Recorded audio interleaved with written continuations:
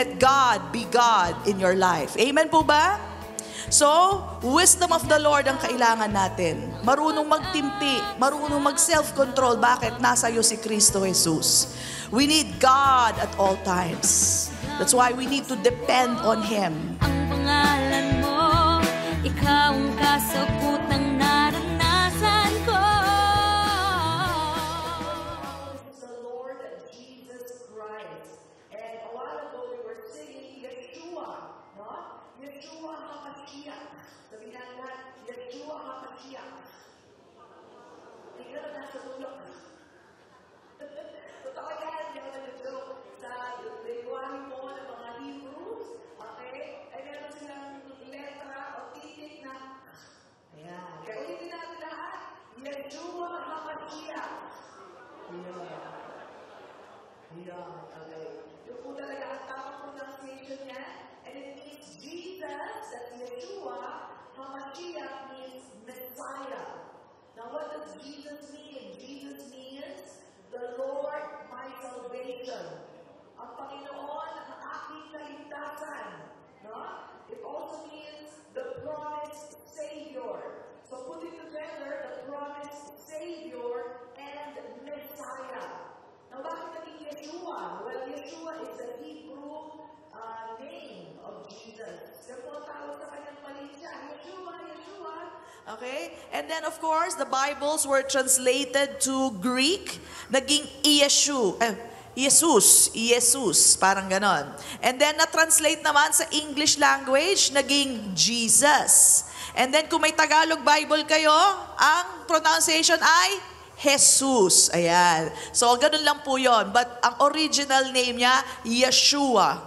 And then, the word Christ, yan po yung HaMashiach. So, Christ means the Messiah. So, if we're going to boast on Yeshua HaMashiach. Boast on the Lord Jesus Christ. At wala na pong iba. No? Because the truth is, apart from Christ, we are nothing. But with Christ, we can do all things. Amen po ba? So we are nothing. Totoo naman po yan. Sabi nga no isang kanta, we are just but dust in the wind. All we are what? Dust in the wind. Tayo daw po ay mga alikabok lang or alabok. Alabok po. And without the breath of God, without Jesus in our life today, we are just a lump of clay. Amen? Yun po ang totoo. So, if you will test even the soil, no, yung ground, kung anong components niyan, is the same components of our flesh. Itong laman na to, same na same po sa lupa. Because that's the truth about us. This body is just but dust. Alright? Alabok lang yan. Alabok? Tama ba ako? Alabok. Alright? And without God, we are truly nothing. So, saan ka pa magbo-boast? Boast only or glory only in the Lord. Let us read 1 Corinthians 26 to 29. We're reading from the New Living Translation. Ang sabi po dito ni Paul, remember, dear brothers and sisters, that few of you, kakaunti lang daw sa inyo, ang alin? Few of you were wise in the world's eyes. Sa standard ng mundo, iilan lang daw po sa atin yung talagang wise. Yung mala Mark Zuckerberg wise, di ba? Alright, tapos, or powerful or wealthy. Maaring ilan lang sa atin ang ganon. No? And then it says here, when God called you. So nung tinawag tayo ng Diyos, hindi tayo mga Bill Gates powerful or Bill Gates wealthy, no? Mga simple lang tayo. And that is how God planned it. Instead, sabi po dito, God chose things the world considers foolish. Okay? So, maaring ang tingin sa iyo ng mundo, wala to, etsapwera to, wala to, walang magagawa to, mahina to. Maaring ganoon ang tingin sa iyo ng mundo in order to shame those who think they are wise. So, don't worry if people see you as foolish or they are belittling you. Huwag ka mag-alala. Ginagamit yan ng Diyos para hiyain yung mga akala nila sila yung tunay na matatalino. God has a purpose. Sabihin natin lahat, God has a purpose. And God chose things that are powerless. mga walang lakas, to shame, para hiyain, those who are powerful. God chose things despised, mga bagay na minamaliit, no? Mga iniinsulto by the world, things counted as nothing. Wala yan, walang magagawa yan. Nothing at all, and use them to bring to nothing the world or what the world considers important. And I'll give you a lot of examples today. As a result, no one, sabihin natin lahat, no one can ever boast in the presence of God. Kasi yung mga maliliit daw, ginagamit ni Lord. Tapos yung malalaki, pinahihiya niya. So wala ka talaga may pagmamalaki sa ating Diyos. So ang mga pinipili ng Diyos, according to the scripture that we read, are just those few people, no? Those people na hindi sila yung powerful, hindi sila yung malalakas. Pinipili yun ni Lord. In fact, to some degree, yan ang foolishness, kahangalan, no? Sa maraming tao sa mundo. So, God uses the foolish things of this world, the weak, the despised, all right? And He shames those that are powerful and wise in this world. Without God, let me repeat, everything is foolish. But with God, foolish things can be powerful. Sabihin natin lahat, powerful. So, magbibigay ako po sa inyo ng ilang things that people think that are useless or weak. No? For example, we all know Moses has a rod. He had a rod. Amen po ba? Alam niyo yung stick na hawak ni Moses? Naalala niyo? Sa tao, sa pananaw ng tao, ano ba naman yung stick na yan? Sang puno mo ba kinuha yan? But what people think a rod is, it's just a stick. Alright? It is the one that God used to part the Red Sea. Amen po ba? So sa maraming tao, stick lang yan. Ano magagawa niyan? But with God, that stick parted the Red Sea. Amen po ba? Another example, si David po. Did you know that David played the harp? Yung instrument? Okay? And he's a shepherd boy. Maaring hindi pa nga maganda boses niya. But you know what? Itong harp na to, in comparison to King Saul's orchestra, syempre hari siya, di ba? Meron niya mga musicians playing for him. Baka may sumasayaw pa dyan sa gitna. At kumakanta pa na magagandang boses, trained voices. You know? But none of them were able to drive away the demon in King Saul. Alam niyo po ba si King Saul, dinadalaw-dalaw yan ng demonyo. At para lang po mawala yung mga demonyo na ginugulo ang kanyang kaisipan, kailangan niyang patugtugin yung shepherd boy na may daladalang isang harp. Kinakantahan po o tinutugtugan ni David. So what people think that it's just a harp, ano magagawa niyan in comparison to the orchestra, the trained singers, alright? Is the powerful tool that God used to drive away the demons in King Saul's life. Alright? Another one. Alam po yung slingshot? Sino dito nakapaggamit na ng tirador? Taas ang kamay. Nung kabataan nyo, ako hindi ako marunong. So ano ba naman yung tirador? Di ba? Yung tirador, iba gawa sa kahoy. At yung iba naman goma lang eh. Di ba? Goma lang. So sa mata ng tao, that's foolish. What can that do? In fact, natawa si Goliath nung nakita si David. Dala-dala niya slingshot. Sabi niya, ano ako, aso? Papatayin mo ako ng slingshot mo? Alright? So people, the world, would laugh at that. But in the hands of God, that very thing na pinagtawanan ni Goliath, yun ang pumatay sa kanya. The slingshot in the hands of David, empowered by God, killed the giant. Amen? So God uses foolish things of this world para hiyain yung mga nagsasabing sila yung malalakas, na sila yung matatapang, na sila yung magagaling. Alright? So kung ikaw man yon, ikaw yung minamaliit sa school nyo, ikaw yung binubuli sa school nyo, huwag kayong mag-alala.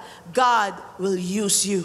With His own purpose, with His own calling, God will use you. Amen? So, di ko naman sinasabing lahat tayo ay ganon. Yung iba naman sa inyo, matatalino talaga. But you know what? There's nothing like the wisdom of God. Amen?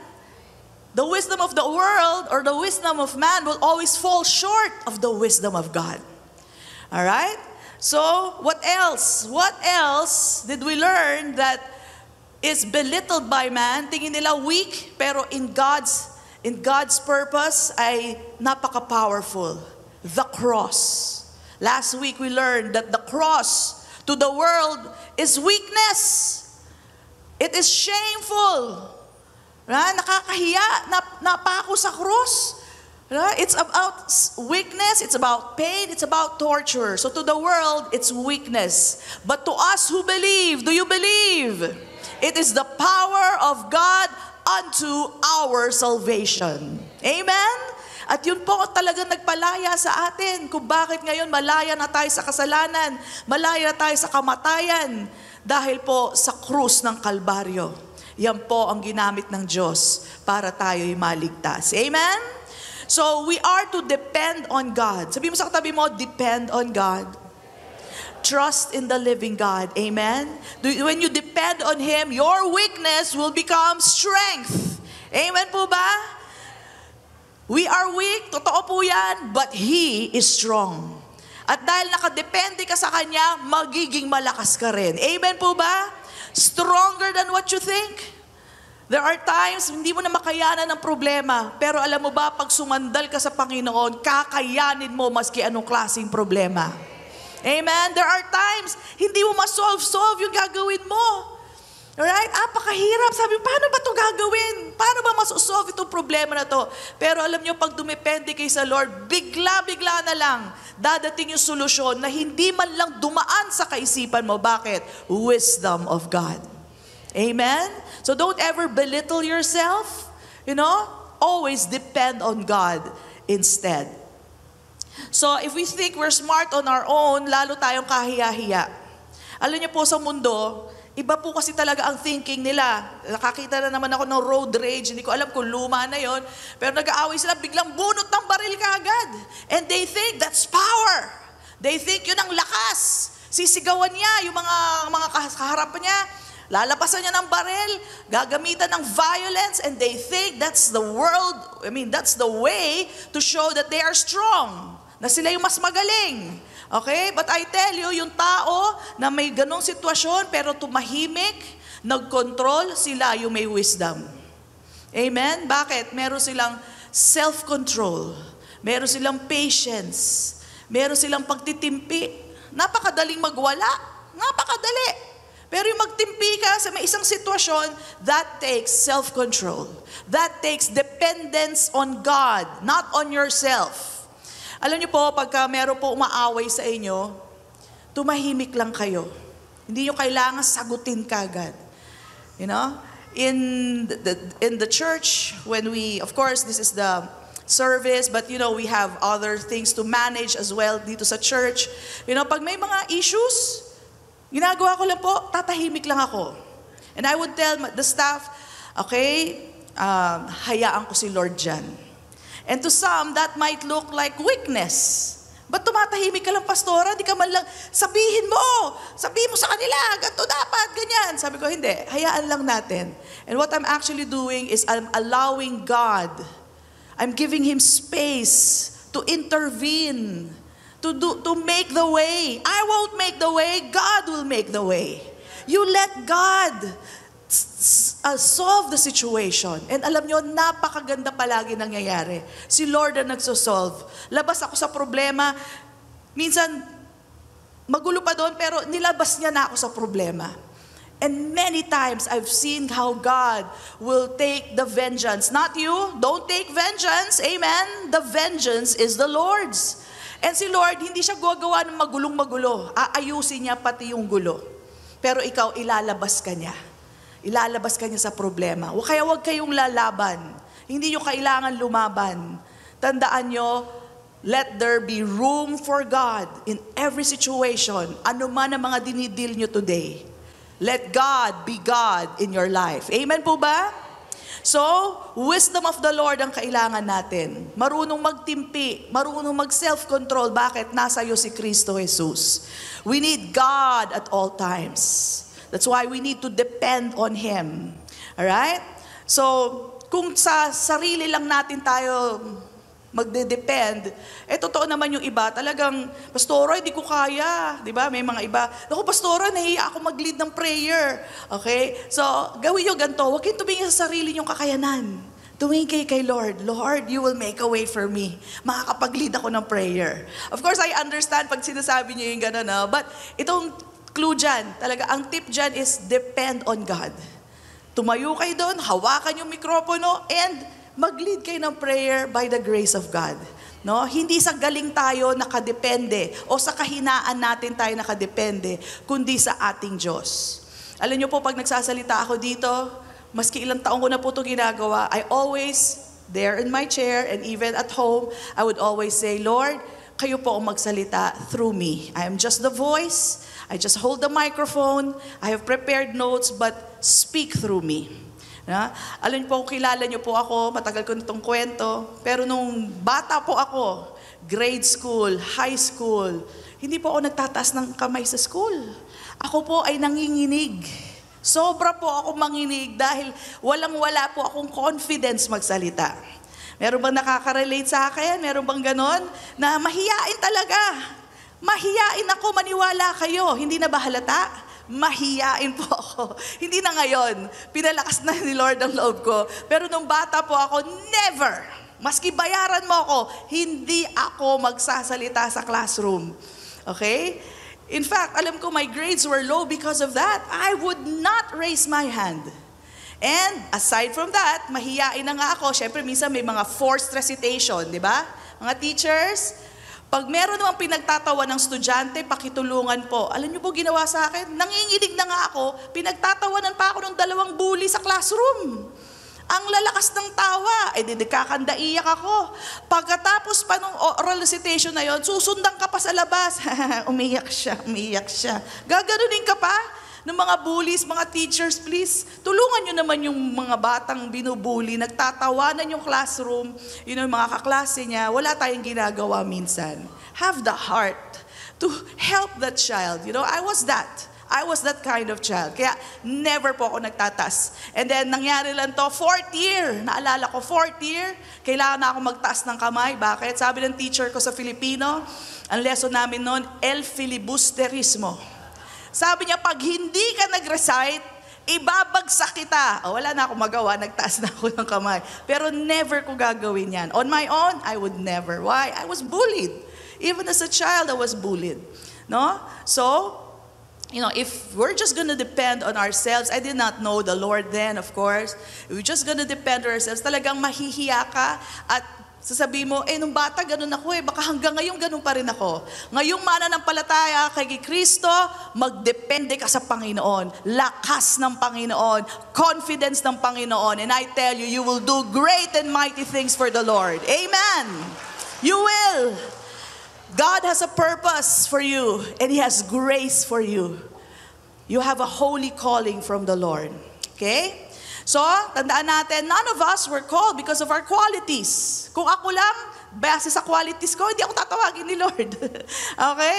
Pero tinawag niya tayo kasi meron siyang purpose para sa atin. Hindi ka rin tinawag dahil mabait ka. Baka akala mo, kaya ako tinawag ni Lord. Ay naku, Pastora, hindi ako makapatay ng lamok. Mabait talaga ako. Hindi rin po. Wala po sa atin tinawag dahil sa ugali natin or sa qualities natin. Okay? God actually calls those things that are despised. So maybe I was despised before. Maybe you were despised before. Maybe minamaliit ka dati. Pero God has a plan for you. Okay? I'll use another example. Si Moses po. Alam niyong pinili si Moses. Amen po ba? Now, the Bible has a lot of people who were chosen by God not because of their qualities. Alright? Pero pinili sila dahil sa purpose ng Panginoon. Si Moses po, as you all know, ay pinaanod sa river. Tama ba? Alam niyo yung story? And of course, nakita siya ng prinsesa ng Egypt. Kinuha yung baby at inadopt siya. So adopted child siya. He's an Israelite, but he became an Egyptian because of that adoption. And then, he grew up there, but nakita niya yung ginagawa sa mga Egyptian, ginagawa ng Egyptian sa mga Israelites, mga kababayan niya yon, alam niya eh. Alam niya na Israelita siya eh. Iba itsura niya eh. Okay? So, napatay niya yung isang Egyptian. And because of that, he fled for his life. Natakot siya kay Pharaoh. So, siya ay murderer. Siya po ay refugee sa isang lugar. Siya po ay nanakbo because he was fearful, right? But God called him. God has a purpose for Moses. Maski siya po ay mamamatay tao. Pinatay niya yon out of anger, sa totoo lang. Right? Hindi yun for holy purposes. Talagang pinatay niya dahil sa galit niya. Okay? So God called Moses a murderer. Murderer siya, pero ginamit siya ng Panginoon. So even that, you will see, ang Diyos laging may purpose. So tinawag niya si Moses. Si Moses sabi niya, Lord, wag ako kasi nagsastutter ako. Alam niyo yung stuttering, no? Ni bulol eh, yung hindi siya makapagsalita na maayos. Sa Tagalog, ano yun? Utal siya, hindi siya makabuo ng sentences, right? And sabi niya, wag na lang ako magsalita kay Pharaoh. Sabi niya, yung kapatid ko na lang, si Aaron. Si Aaron po, ay nandun sa Egypt, sabi niya, yun, pwede magsalita. Tingnan niyo, si Aaron, mas magaling magsalita. Pero si Moses ang pinili niya. Kaya kung hindi kayo magaling magsalita, humanda kayo. Pwede kayong gamitin ng Panginoon. Amen? Alright? So, sabi niya, si Aaron na lang, si Aaron. Well, kakapilit po ni Moses, sige, pinayagan niya si Aaron. Pero pagbabasahin niyo po, the whole time that Aaron and Moses was there in Egypt, alam niyo po ba, around 3 times lang na si Aaron ang kumausap kay Pharaoh. The rest of it, 3/4 of the time, it was Moses who spoke to Pharaoh. Amen? Akala lang niya yun. But in time, because pumayag na siya, the Lord's grace was upon him at nakapagsalita siya sa Pharaoh. Amen? Maybe sometimes, kailangan natin ng konting push from the Lord. Alright? Maybe sometimes, konting assistance. Pero in time, you will see that God truly has a purpose for you. He has a holy calling for you. Amen? So, another one, si David. Going back to David again. Did you know that David was the youngest and not the strongest among his brothers? He had 7 brothers. So si Samuel, sinabihan ng Diyos, si Prophet Samuel, sinabihan ng Diyos, ihanap mo ako ng hari na ipapalit kay King Saul. Anoint me a man to replace King Saul. So eto na si Samuel, mag-a-anoint na siya. So sabi niya dun sa tatay ni David, asa na mga anak mo? Pinahinilera po, 7, matitipuno. Malalaking tao, puro mga sundalo. Okay? Tiningnan lahat ni Samuel, sabi ni Lord, wala dyan. Sabi niya, wala ka na bang ibang anak? Alam niyo yung miski yung tatay ni David, hindi mairekomenda si David. Akalain niyo hindi tinawag, sabi, tawagin mo lahat ng anak mo. Aba yung bunso, hindi tinawag. So even in the mind of the father, wala yan. Bunso yan eh. Mahina yung nag-aalaga ng mga tupa. Baka minsan ganun ang pakiramdam natin. Ako'y ganito lang naman, tagapag-alaga ng baboy, tagapaghugas ng pinggan. Wala siguro ako magagawa para kay Lord. Nagkakamali ka. Alam niyo ginawa, pinatawag ni Samuel si David.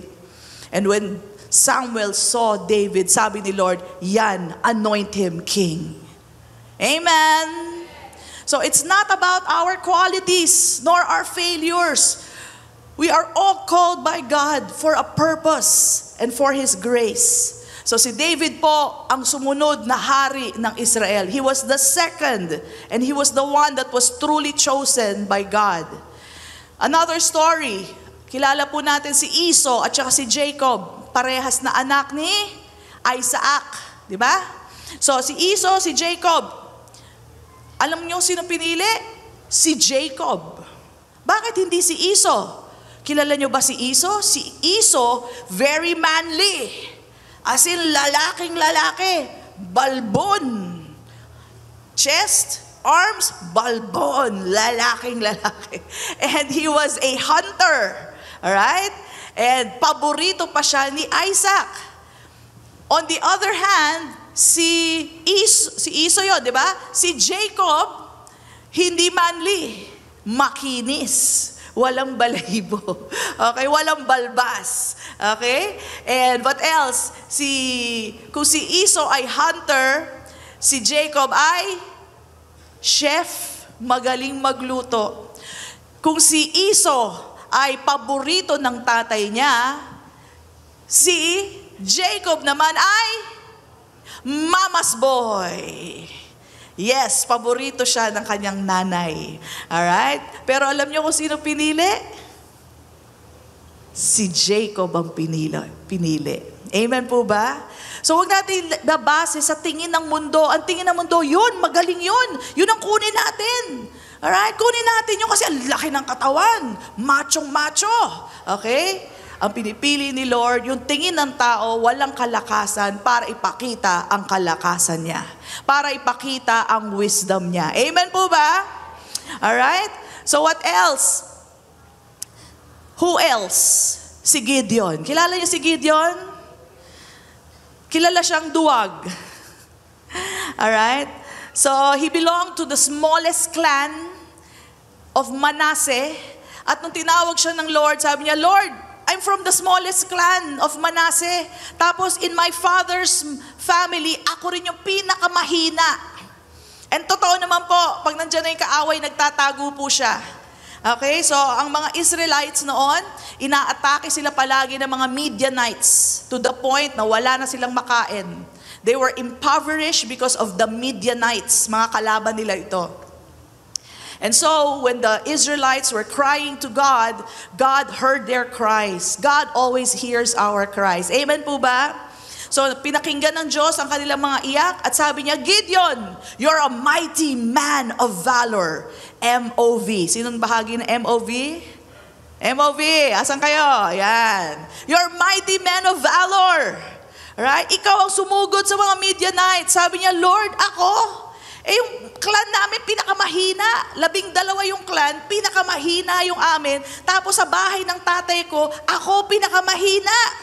Sabi niya, you're a man of valor. Go fight the Midianites. And so it took a lot of convincing, mahabang storya. Basahin niyo po. Pero alam niyo po ba, si Gideon, siya po ang nakatalo sa mga Midianites. Walang makagawa. Pero siya po ang nakagawa. Ang maganda pa sa storyang ito, he had 22,000 armed men with him para lusubin ang mga Midianites. Alam mo sabi ni Lord, bawasan mo yung mga tao na yan. Binawasan twice hanggang naging 300 na lang. At yun ang lumusob dun sa mga sangkatutak na kaaway nila. Libo-libo po yung kaaway nila, pero Gideon and his 300 ang nakatalo sa kanila. Bakit pinabawasan ni Lord? Kasi ang sabi niya doon, basahin niyo po sa Book of Samuel, sabi niya baka isipin ng tao na ang tumalo sa kanila ay yung kalakasan ng mga sundalo mo. Kaya bawasan mo yan dahil ang tatalo ay ang Panginoon. The battle is the Lord's. So, 300 ang natira. Ito pa pinakamaganda. Nung sumigaw po sila, alam niyo nangyari doon sa kalaban nila? Aba, sila nagsaksakan. Biro mo, harap silang ganyan. Pag sigaw nila, sila ang nagsaksakan. Sila ay namatay sa sarili nilang kamay. That's the power of God. Amen? So don't be afraid. If you seem to be weak, if you seem to be lacking in qualities, God can use you and show His power through you. That is the purpose of God. Amen? Kaya wala talaga tayo pagmamalaki. Useless magmalaki sa Diyos. Diba? Wala tayong pagmamalaki. It's all glory to God. It's all glory to our Lord Jesus Christ. Right? Again, God chooses the foolish things of this world by the world's standard to put to shame the things of the wise. Anything without God is useless. Useless lang po, no? Pointless. Pointless lang po ang ating mga ginagawa kung hindi natin sinasama ang ating Diyos sa ating mga ginagawa. Kaya ito po, application sa atin.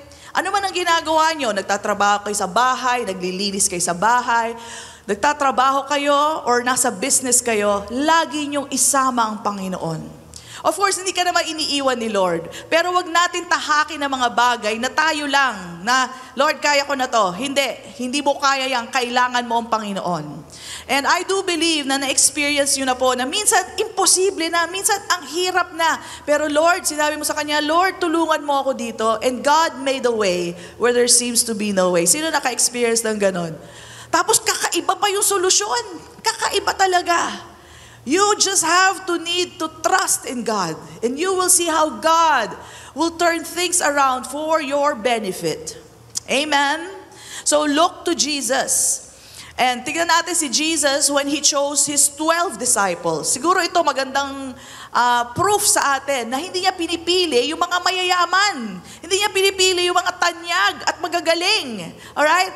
He chose, most of His disciples were fishermen, and also a tax collector. Si Matthew po was a tax collector. Pastoro, tax collector, mayaman yon. Well, tax collectors back then were considered thieves. So, hindi siya pumili ng mga malilinis, sobrang bait. Hindi siya pumili ng mga magagaling magsalita.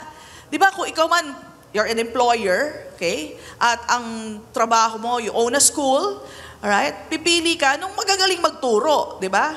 Pipili ka na rin lang, di magagaling. Of course, dito yan sa mundo Kaya pipili ka ng magagaling. Pero si Jesus, alam niyang pagtuturuin niya yung mga disciples, hindi niya pinili yung mga teachers. Hindi niya pinili yung mga orators, mga statesmen.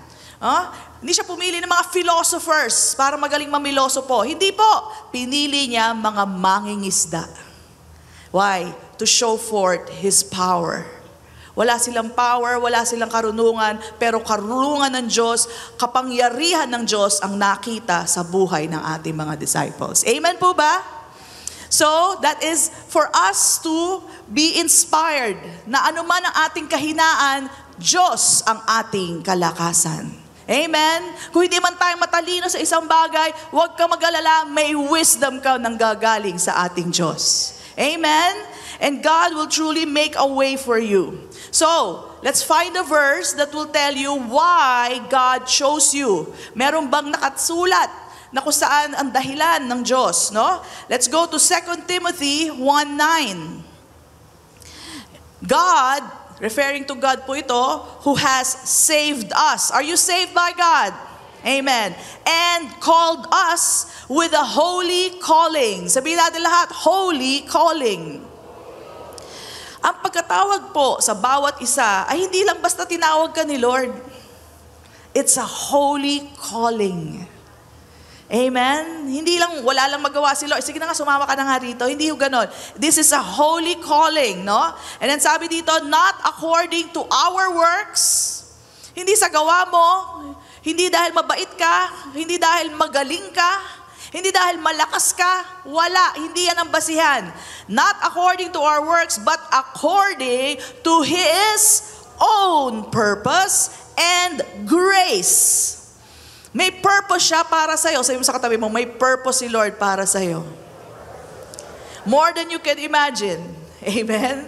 You know, I never saw myself to teach. Never. I mean, I did not see myself as a pastor also. Kung alam ko lang na mag-aasawa ako ng pastor, hindi na ako nag-asawa siguro, no? Kaya hindi lahat pinaalam sa inyo ni Lord. Amen? Hindi, kasi kung sinabi sa akin ni Lord, alam mo, magiging asawa mo, pastor, hindi na siguro ako nag-asawa, no? Di ba? Iba yung mentality natin sa pastor, di ba? Naku, walang pera dyan. Di ba? Mga magulang, oy, wag ka mag-aasawa ng pastor. Pag pangit yung anak ko, ayan, pastor, pangasal mo. Ganon daw. Naku, wag naman. Okay? So, ganun ang isip ng tao, di ba? Hindi nila naiintindihan. So, according to His purpose and grace which He has given to us in Christ Jesus. Are you in Christ? Binigay na sa iyo ang purpose ng Panginoon at ang Kanyang biyaya before time began. Okay? So again, our holy calling, can we have it there? Yan, pakipicturean, is not based according to our works, but according to God's own purpose and grace. Okay? Kaya no flesh, No man should glory in front of the Lord. Yung pagmamalaki mo yung sarili mo, Lord, nagdadasal ako. Lord, nagba-Bible study ako. Lord, nagtatithe nga ako, Lord eh. Wag na wag po natin gagawin yan. We should be humbling ourselves before the Lord. Even our good works, hindi natin pangangalandakan sa Panginoon. Remember this story that Jesus gave. May dalawa daw tao na pumasok sa loob ng temple. Remember that? They were praying. One was a Pharisee. So, Pharisees are known to be religious, and one was a tax collector. So, yung tax collector, they are known to be thieves. So, sa pananaw ng tao, pananaw ng mundo, isang mabuti, isang masama. So, kung makikinig lang ang ordinaryong tao doon, baka sabihin niya, ang bait naman itong Pharisee na to. Pero nung nakinig si Jesus sa panalangin niya, alam niya kung sino ang tama. Sabi ng Pharisees, mabuti na lang, hindi ako tulad ng mga tao dyan. Hindi ako unjust, hindi ako magnanakaw, nagbibigay ako ng tithes, nagfa-fasting ako twice a week. Sabi ng prayer ng mama, ng Pharisee. Right? And then, the prayer of the tax collector, ni hindi niya maiangat ang kanyang mata. And then he was beating his chest, and sabi niya, God, have mercy on me, a sinner. Ang sabi ni Jesus, ang pinatawad sa kanila ay yung tax collector. Maski napakadami ng ginagawa nung isa, pero pinagmamalaki niya sa Diyos. Tinataas niya ang kanyang sarili. Ang sabi ng Panginoon, those who humble themselves will be exalted, but those who lift themselves up will be put down. Or will be humbled. So doon pala makikita natin, never natin itinataas ang sarili nating gawa sa harapan ng Diyos. Never tayo magmamalaki sa Kanya, Lord, nananalangin naman ako Lord, ganito naman ginagawa ko Wag na wag po, yan po ay nakakahiya at hindi ho katanggap-tanggap. Alright? So let me repeat that part. The Lord says, he who exalts himself will be humbled. Doon sa nagtataas sa sarili nila, sila po'y ibababa. He who is humble, mapagkumbaba, will be exalted. So let us, brothers and sisters, humble ourselves before God. In the new covenant, ang sabi sa atin, He gives more grace to those who are humble. Alright? Huwag po natin i-exalt ang ating sarili. That is silly. That is nonsense. Alright? And hindi po yan nakakabigay puri sa ating Diyos. I mean, nobody can really do that. Sabi ko nga, maski kasintalino mo si Elon Musk. Di ba? Kilala si Elon Musk. Gumagawa ng mga robots, gumagawa ng mga sasakyan na hindi na kailangan ng driver. Alright? Hindi niya pwede pagmalaki sa Diyos. Ang talino ko, no? Galing ko talaga. Eh kung wala siyang hininga, kung wala siyang kalusugan, kaya niya ba magmalaki sa Diyos? Hindi. Si Mark Zuckerberg, ang talino ko, no, Lord? Sobrang talino ko. Kung wala ang Diyos, wala si Mark Zuckerberg. Amen? Wala siyang mapagmamalaki. Ganon din po tayo, mga kapatid. There is no place for us to glory in ourselves, but only in the Lord.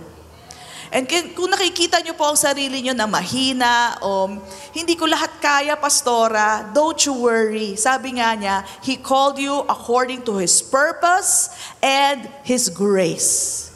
Alright? Alam niyo po ba, dahil alam ng Panginoon na tayo po may kahinaan, pinadala niya si Kristo Jesus para sa ating lahat.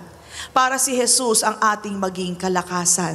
Para siya ang ating maging katalinuhan. Para siya ang magbigay sa atin ng kapangyarihan. Amen?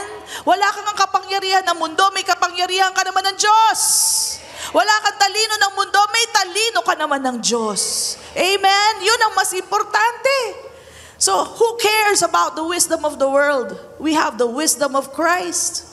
Amen? So this is the reason why God gave us the Lord Jesus, Yeshua HaMashiach. Why? He is our grace. He is our inheritance. And with Him, we will always be strong. We might be weak, but He is our strength. Amen po ba? We might be sinners. Yan, kunan niyo po ng litrato. We might be sinners, but in Christ Jesus, we are made righteous. We might be messed up, Alright? But now we are holy in Christ Jesus. We are now blameless before Him. Alright? Pure before Him. We might have been lost, but now we are found in Christ. And now we are children of God. Amen? Palakpakan natin ang Panginoon. So saan ka magbo-boast? Boast in Him. Boast in Jesus. Because the wisdom of this world, hindi ho dapat binoboast yan. We can only boast in the wisdom of Christ. It's useless to boast in the wisdom of the world. Ang wisdom of the world, ang tao daw ay galing sa mga unggoy. Tayo, galing sa Diyos. I am made in the image and likeness of God. Amen? Sa mundo, ang mundo daw, ang universe, ay nangyari dahil sa isang big bang. At bigla na lang daw nagkaroon ng mountains, nagkaroon ng mga fountain, nagkaroon ng magandang dagat. Okay? Alam mo, ang hirap paniwalaan nun eh. Big bang, tapos biglang may magandang mga tanawin. That's so impossible. Right? But this is what we believe. God spoke the word and created all beautiful things. God spoke the word. Yun ang totoo. Yan ang wisdom ng Diyos. Kesa Big Bang, anong nangyari doon? Bang nga, paano nabuo? Di ba? So yun po ang wisdom of the world. And thank God, we glory in our Lord Jesus Christ. He is the creator of the world. Amen? Siya po ang naglikha ng lahat. So, we are in Christ. Sabi mo nga, I'm in Christ. And in Christ, we can do all things. Amen? In Christ, what? We are overcomers. In Christ, we are more than conquerors. In Christ, we are victorious. Kaya kay Kristo lang tayo magyayabang. Kay Kristo lang natin ipagbubunyi sa lahat. No? Even at our lowest points in time, we can be victorious. Tandaan po natin yan. Maski bottom, nasa ilalim ka na ng malalim na sitwasyon, you can still be victorious. Remember, Paul was in prison when he wrote these letters. Amen! Biruin mo, nasa preso siya habang sinusulat niyo itong mga to. And in fact, his hands were in chains, kaya ang nagsusulat po nito si Sosthenes. Naalala niyo si Sosthenes? Si Sosthenes po ang nagsusulat dahil he was in chains. But he spoke all these words. Okay? Why? Because in Christ is our victory. Amen? Let's read 1 Corinthians 1:30-31. Ang sabi dito, but of Him. Sino po yung Him na yan? But of God, you are in Christ. So ang Diyos po ang nagtalaga niyan. Hindi tayo. Ang Diyos ang nagtalaga na tayo po ay na kay Kristo. Who, si Jesus daw, who became for us wisdom from God. So hindi ka masyado matalino sa school, huwag ka mag-alala, meron tayong wisdom from God. Amen? Hindi ka masyado matalino sa barkada mo, huwag ka mag-alala. Okay? You have wisdom from God. And what else? Righteousness and sanctification and redemption, that as it is written, basahin natin sabay-sabay, ready and go. He who glories, let him glory in the Lord. Amen? Sa Panginoon po tayo, magbigay ng papuri. Siya po ang ipagyabang natin dahil sa sarili natin, wala tayong ipagyayabang. Again, ulitin ko sa inyo, we are just but dust in the wind. That's the truth about us. Here now, but gone tomorrow. Lahat tayo. Lahat po tayo. But when we glory in the Lord, because we are in Christ, we live forever and ever. And everybody says, amen and amen. Come on, bless the Lord. So galing tayo sa lupa. Buti na lang, hindi ka amoy lupa. Amen. Meron tayong wisdom ni Lord, kaya ipagmalaki natin ang ating Panginoon. Of God's choosing, you are in Christ. Siya po ang namili nun na tayo ilagay kay Kristo. Sabihin mo nga, I am chosen by God.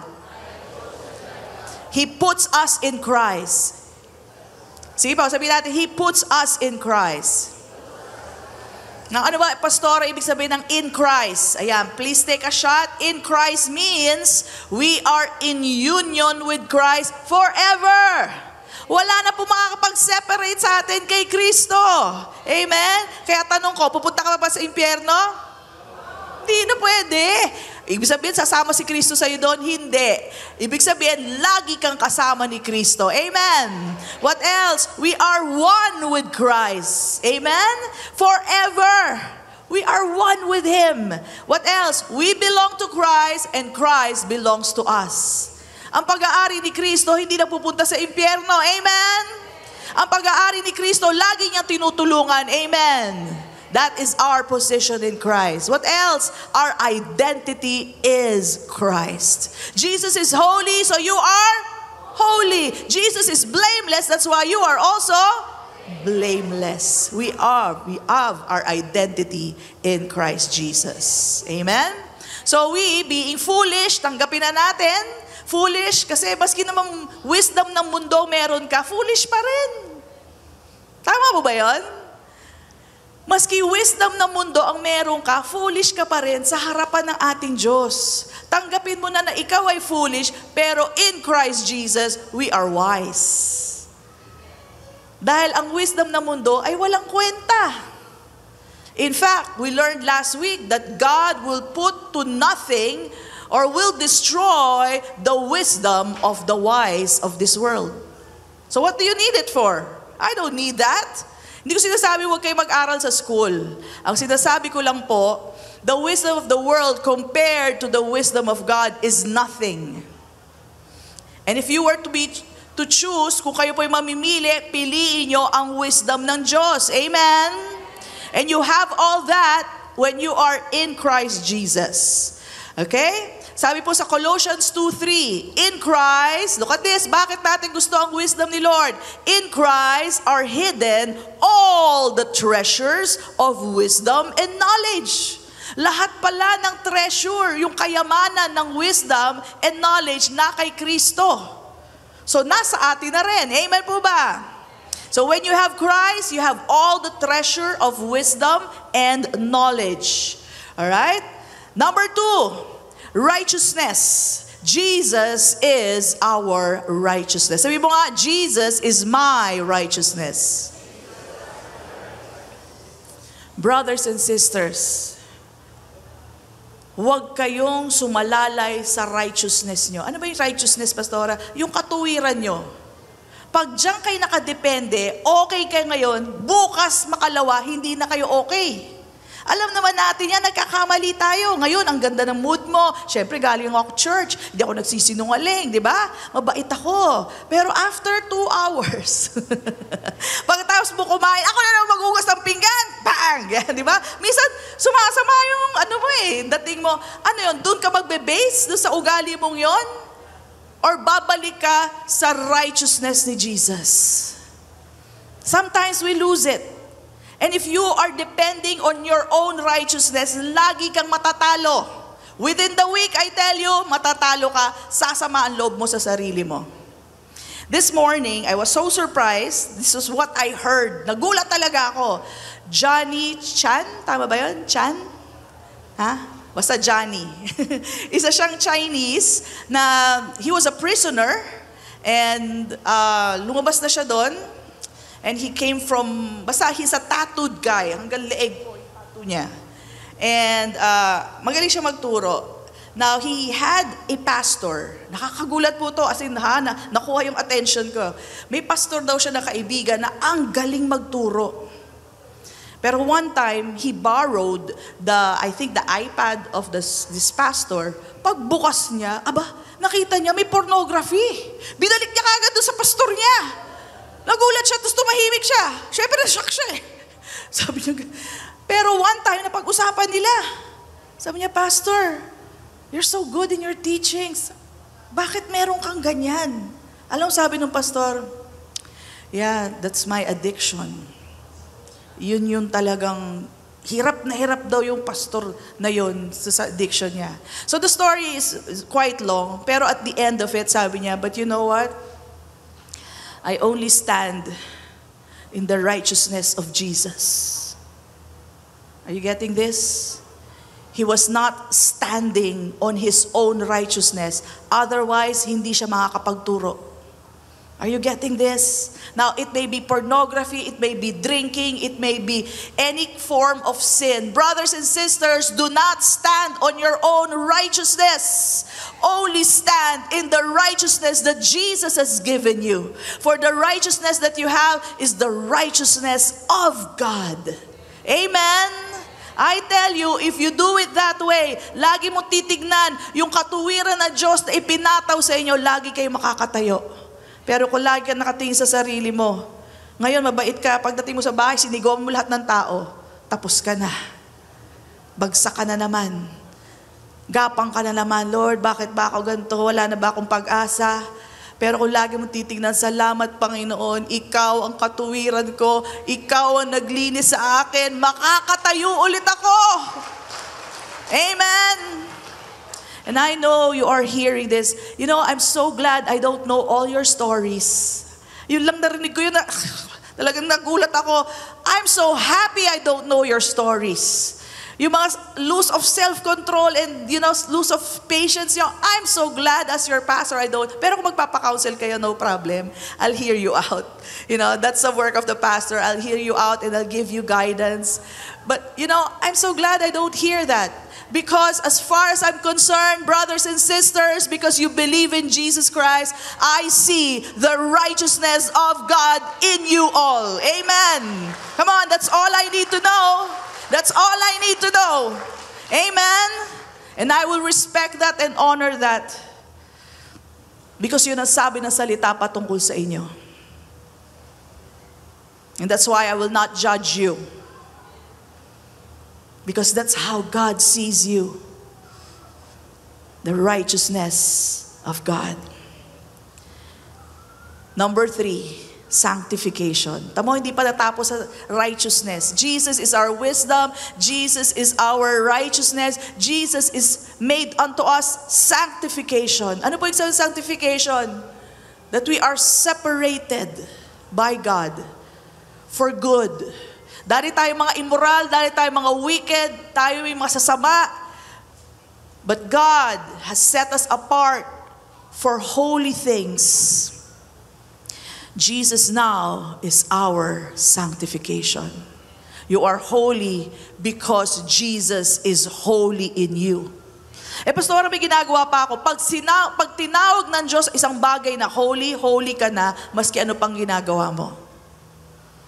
Yung tubig na ginawang alak, alam nyo ba yung nilalapit yun ng mga server doon sa may-ari, doon sa what do you call that? The one in charge of the wedding. Tubig pa rin eh. Pero pag tinawag yung alak, alak nga yan. And when that person drank from it, sabi niya, this is the best wine yet. Amen? Maaring tubig ka ngayon, pero tinatawag ka ng alak ng Diyos. And you are the best wine ever yet. Come on, bless the Lord. Tinawag ka ng righteous. Kaya righteous ka, maski ano mangyari. Kaya araw-araw talaga, pasasalamatan mo siya. Salamat, aking Diyos. Tinawag mo kung matuwid. Tinawag mo kung malinis. Ikaw mismo makakaalam nun. Amen? Praise God. And the last one, I'm already done because I want us to worship the Lord. We have redemption in our Lord Jesus Christ. The debt we could not pay, mga kasalanan natin, hindi natin kayang bayaran. It's impossible. Every sin, you have to pay death. Paano yung susunod mong kasalanan? Patay ka na. Amen? And so that's why God sent His only Son to die for us the death we could not die. Jesus paid for our sins. Yung dugo niya ang ginamit pambayad ng ating mga sala. That's why every time you see your sin, I tell you, see Jesus, the Son of God. Siya na naghugas ng ating mga kasala. Siya na naghugas sa atin. Ang sabi nga, para daw itong isang malaking waterfall na lagi tayong hinuhugasan sa ating mga sala. The blood of Jesus Christ has made us clean. He saved us by paying the price for us from sin and its consequences. Last verse, Ephesians 1:7. In Him we have redemption through His blood, the forgiveness of sins. I know you feel bad about your sins. As believers in Christ, yan talaga mararamdaman mo. You feel bad, you feel guilty. Pero ito sinasabi sa iyo ng Panginoon, hugas na! Hugas na lahat ng iyong sala. Malinis ka na. Pinatawad ka na sa iyong mga sala. Pasalamatan mo na lang ang siyang nagligtas sa iyo. Ang siyang namatay para sa iyo. Hugas ka na ng kanyang dugo. And never will He see you a sinner again. Because today, He has called you a saint. He has called you a child of God. He has called you His own. We are Jesus Christ's own body. We belong to Him. That's why we call Him our beautiful Savior. Alam mo bakit siya ang beautiful Savior? Not because of how He looks. Yes, He looks good. He looks, brilliant and shining, but that's not all. He is beautiful because He paid for our sins. That is our beautiful Savior. And that's why today, as I call on our worship team, we're going to sing to Him once again, knowing the real name of Jesus, Yeshua HaMashiach. Come on, say it again. Yeshua HaMashiach, the Lord, our salvation. We will sing praise to Him and we will give Him all the glory. Wala sa atin, all the glory to Him. All power, all honor to our Lord Jesus Christ. He was the Lamb that was pure and was slain for our sakes to pay for our sins. Kaya sabi mo sa katabi mo, malinis ka na! Malinis ka na, and He will use you for His purposes. No matter how weak you are, God will use you. No matter if you say, I have no abilities, I have no talents, God will use you. He has a holy calling for you. He has a purpose, and His grace is abundant for you. Amen?